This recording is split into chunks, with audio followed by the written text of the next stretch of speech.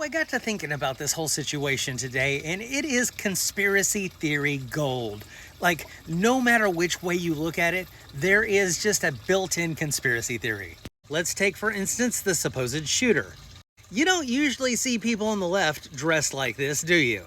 So if he was somebody on the right, maybe he did this to start a civil war, knowing that the right-wingers would lose their ever-loving shit and go after the left when Charlie Kirk was taken out.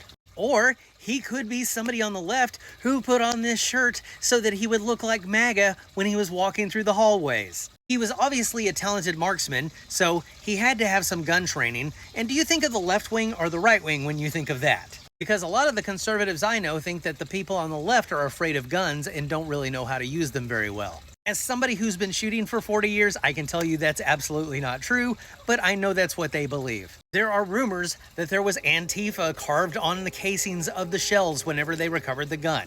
Again, if that was a right-winger, they would be trying to make it look like it was somebody on the left shooting that shot. But it's kind of a stupid thing to do, because why would somebody on the left write Antifa on the side of a bullet? Because that sounds like that bullet is intended for somebody who is Antifa. It could have been somebody on the left trying to teach the people on the right that gun violence is bad, and if they're going to do something about it, then it's got to be one of their guys taken out before they do.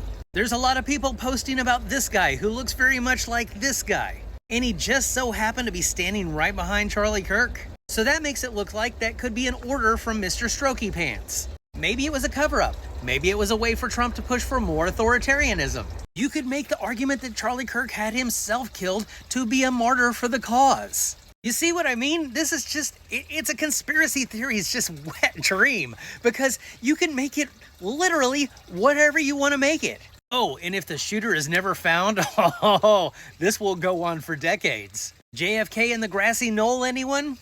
The thing about it is, for me, is I'm going to have a hard time believing anything, because the people we have in power right now are loyalist to one man, and we know that he is the biggest liar on the planet.